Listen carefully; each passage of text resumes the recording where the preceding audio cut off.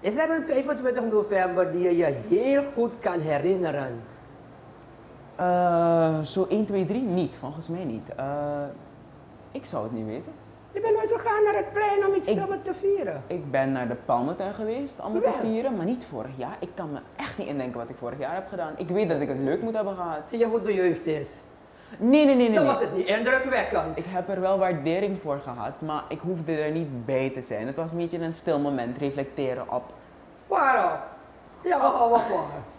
Ik geloof je niet. Jonge mensen reflecteren niet zo snel op iets. Nou, ik heb er wel op gereflecteerd. Ik denk dat... En wat deed het met je om te reflecteren? Nou, het is dus heel vaak mensen vragen wat zij ervan vonden en je proberen in te denken wat zij allemaal hebben meegemaakt en wat de grootste veranderingen zijn geweest, waar we nog steeds aan moeten werken. Dat vind ik heel belangrijk om dat te begrijpen. Om zaken waarmee we nu zitten, om die te kunnen linken naar dingen in het verleden. Dat vind ik, en daaruit te leren, dat vind ik heel belangrijk. En heb je één ding onthouden? Heb ik één ding onthouden van? Zaken te linken naar het verleden, om het heden te begrijpen? Ik denk dat rust vinden in het verleden een hele grote kwestie is. Ja. En de manier waarop we kijken naar het verleden, hoe noem je dat? Dat we daarvan een beetje...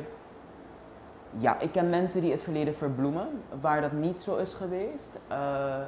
En ik ken mensen die wel echte doemdenkers zijn daaromtrent, terwijl het een heel evenwichtig beeld is, waaruit je werkelijk heel veel kunt leren.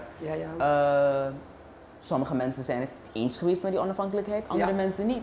Ja. En het doet je zo een zucht uit voldoening slaken, wanneer je mensen hebt uitgehoord. En dat... Zo jong als je bent. Jazeker. Heb je een zucht kunnen slaan van... Om dat beeld te hebben, dat doet je goed. Omdat je er niet bij bent geweest, maar je op die manier toch nog... je maakt deel uit van... Van een prachtig moment. Van dat prachtige moment, jazeker. This is another Supreme production. Supreme TV. To entertain, to inform, to inspire.